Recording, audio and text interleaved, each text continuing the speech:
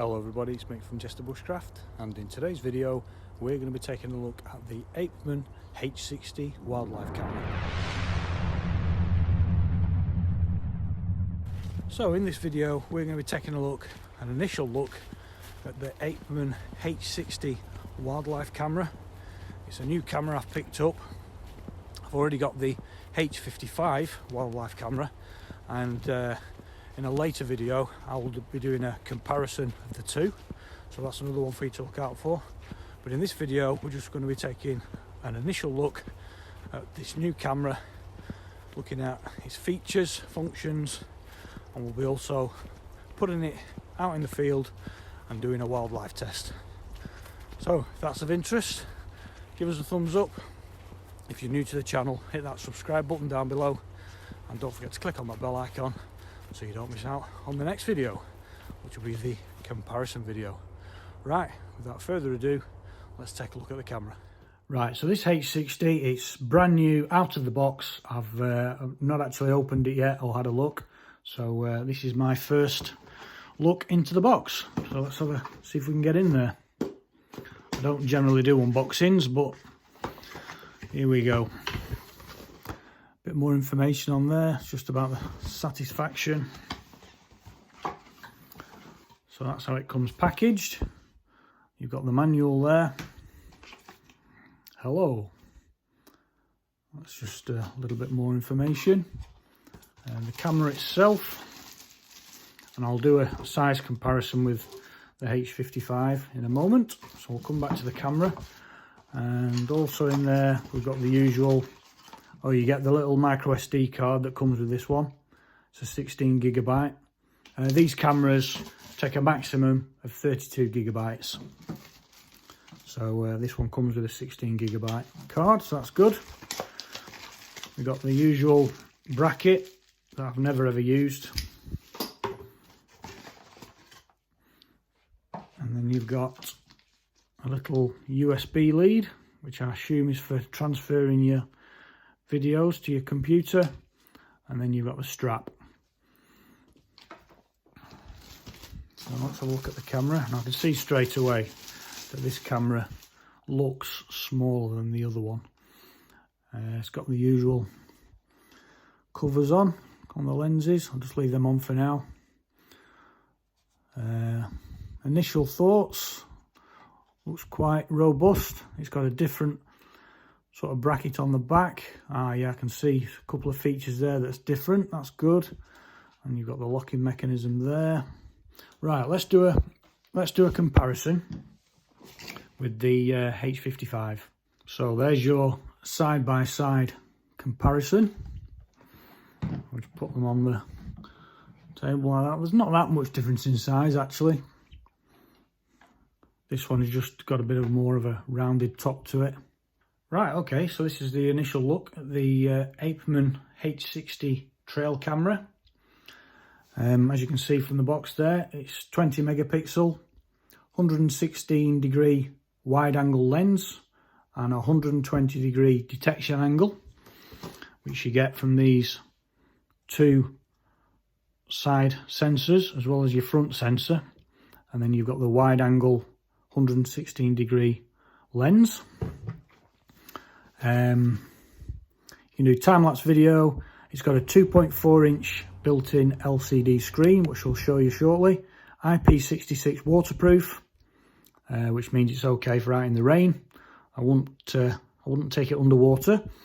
40 PCS 850 nanometer IR LEDs. Now, with it being 850 nanometers as opposed to the 950, it means the LEDs will glow red when it detects any movement. So if you want it in an area that you do not want anybody to know the camera's there, then you may want to go for one with 950 nanometers like the Apeman H55. The glow on the camera can sometimes alert the animal, and it gets a little bit inquisitive, I've found. Doesn't scare it away, but it definitely notices the glow, and it sometimes can be an advantage because it sees the glow and it wonders what it is, and it just stays in front of the camera. So that can sometimes be a good thing. But if you're placing this in a public area, then the glow will be visible to anybody that walks past it and notices it. So that's just something to bear in mind. You've got the padlock clasp on the side. You've got the tripod mount on the bottom, as well as one on the back, which is good. That's a nice little feature. They don't always come with two on. You've got a 6-volt external power supply there, should you require it. I've never used one, but I've always found batteries are sufficient. And then you've got the sort of area for the strap to go through to attach it to your tree. And this one is quite wide. You can see there that the strap is only that thickness, but compared to this, so you can fit a wider strap in there if you ever wanted to. And you've also got one there if you want to use paracord or anything like that, or a bungee. And also, which I like about this one, is you've got this contoured sort of lug bracket on the back, which means when you're putting that against a tree or a round fence post, it will hold it securely and it's not going to move around, which I like that. That's good. It goes flat against whatever you're putting it against. So if you ever wanted to tilt it, you would have to put a wedge, a little stick in there to sort of angle it, which is another little technique I've used in the past. It does come with the micro SD card, 16 gig. It will take up to 32 gig, but it comes with a 16 gig card with the actual camera. The usual wall bracket, which I've never ever used, and the standard strap. It also comes with a little USB lead, which you can, when you open it up, you can plug it in, and that'll be for transferring your footage over to your PC. But you can just take the card out and use a little sort of adapter there. Plug your little micro SD card in there and just use an adapter. Right, so if we go inside the camera, got some nice little clasps on the side. They seem not too bad. This has got the larger screen. I think it's 2.4, was it? 2.4 inch LCD screen. Your battery compartment is behind this little panel here. You just pull that down and out, and that's where your batteries go. It takes 8 AA batteries. I've got rechargeables in there because I use these cameras a lot. You got the standard controls, menu, replay button to play what you've recorded, mode, so you can put it into camera mode, video mode, and then review mode, where you can watch what you've taken. Shot, that means whatever setting you've got it on. If you've got it on camera, you can just hold the camera like this, take a photo, or you can press that and it'll start video, depending on what setting you've got. You've got off, setup, and on. You have to put it in setup first to set up how you want it, and then when you're ready to go, you put it into on, close the camera up, and you've got about 5-10 seconds to get away, and then it'll be set. So what we'll do now is we'll just go into the menu, and we'll take you through the menu.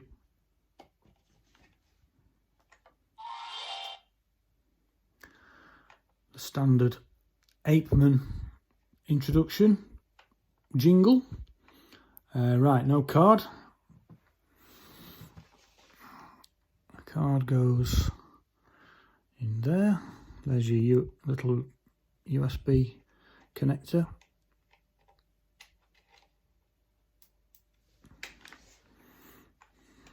It's a real pain to get the SD card back out again. You press it to eject it, and then you should be able to get your fingers under there to grasp it.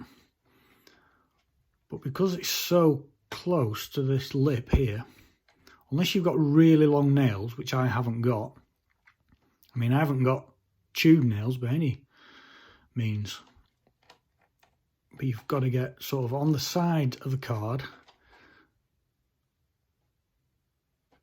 and there you go. But that isn't easy. On the H55, It's a standard SD card and it's in the side, and it just pops out and it just comes out so easy. That is quite tricky. I'm not saying you would have to get that out in the field, but if you did, to replace it in cold weather, gloves, not a chance. So yeah, that, I don't like that. Right, so we'll go through the different settings. So you've got your mode. Now they just have camera mode, taking photos, video for video, and camera and video for both. We'll leave it on, we want it on video. Photo size. Set that to whatever you want. We're not using photo, but we'll stick it on that anyway. Video size. 1080p. Yeah, those are your 4 options. 1080p. Picture number. That means when it triggers, you can either take 1, 2 or 3 photos. Video length. I normally have that set to 30 seconds.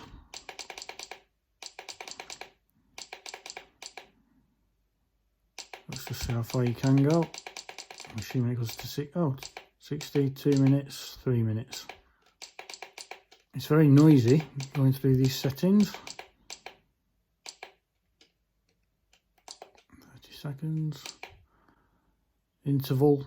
This is the time that you give yourself to walk away from the camera after you've set it and closed it up. So 5 seconds is pretty much it. The camera becomes active almost straight away. Or you can change that and that will go right up to an hour. So you could set the camera and in an hour's time it then becomes active. So that gives you plenty of scope to set your camera accordingly. Time lapse, not bothered about that. Timestamp, yes. Time switch, don't know what that is. Password set, not bothered about that. Serial number, side PIR. So the side PIR would be these. So you can have really wide or just that one. I think that would save on battery if you wanted. Side PIR on, yeah, we want that. PIR sensitivity high. Language, okay with that. We've already formatted the card. Set the clock, we've done that. Auto power off. 5 minutes. Auto power off 5 minutes. Not sure about that. Don't really want it powering off.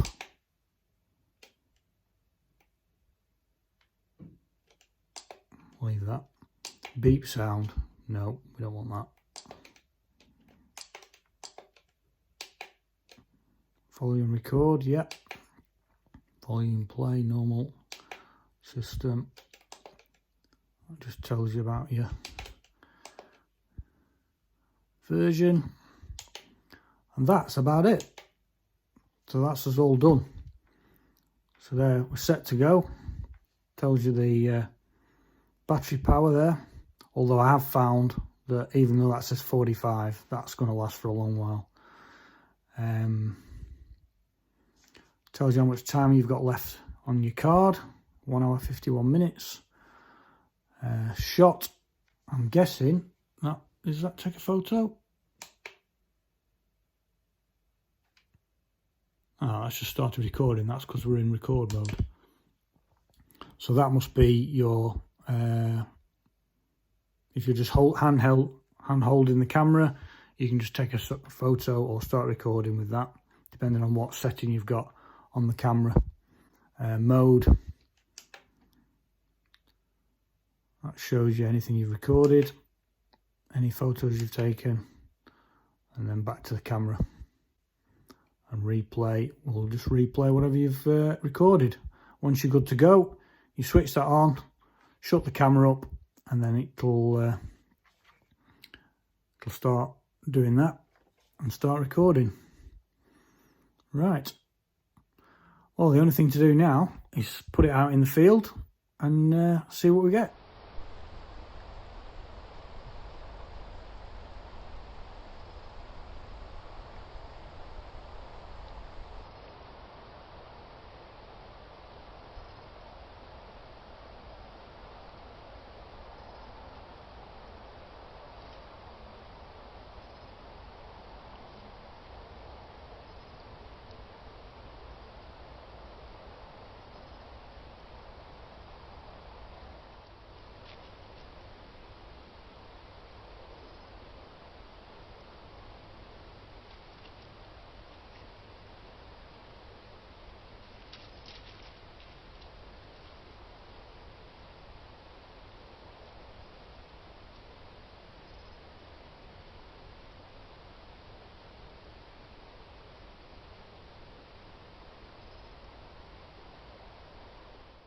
My only other criticism with this H60 wildlife camera is the fact that it doesn't have the temperature display on the screen when you're recording.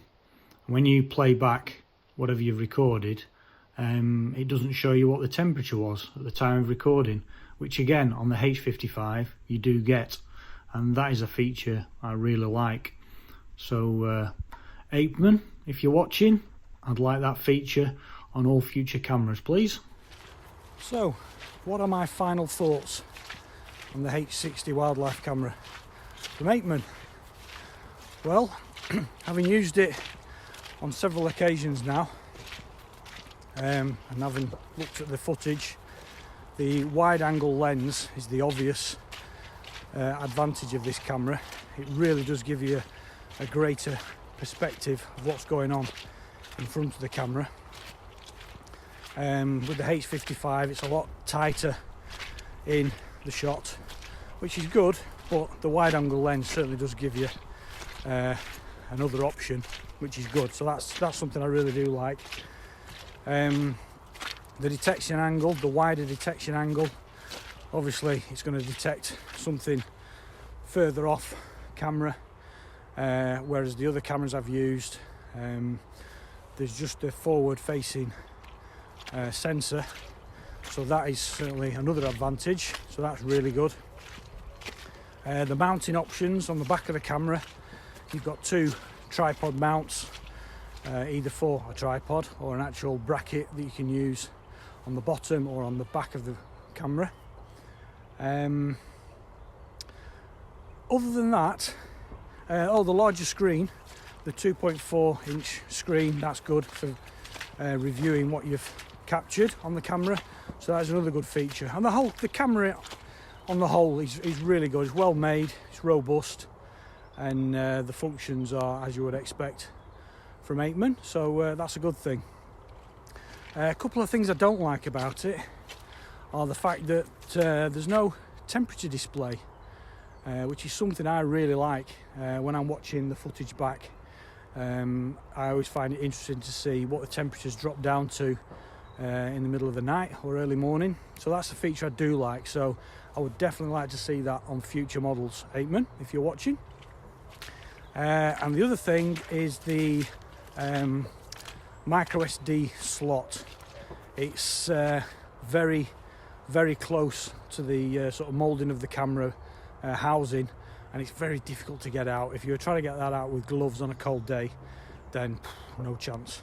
Not that you would want to take it out, but I just found that quite difficult to take the SD card out, whereas again with the H55 it's a larger SD card and it just pops out and it comes out from the side of the camera really easy.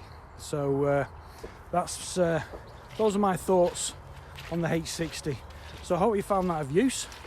If you did, please give us a thumbs up. There will be links in the description down below for both the cameras, the H60 and the H55, which is a camera I've been using for a long while, along with the Victure H100. That was the original camera I bought, and there'll be a link in the description for that as well. So yeah, if you did enjoy that, please give us a thumbs up. If you're new to the channel, don't forget to hit the subscribe button down below. As always, please leave your comments. I always enjoy reading those. There will be a future video coming up which compares the H60 and the H55 in a bit more detail, so look out for that one. Okay, that's it for today. Thanks for watching, and we'll see you on the next video.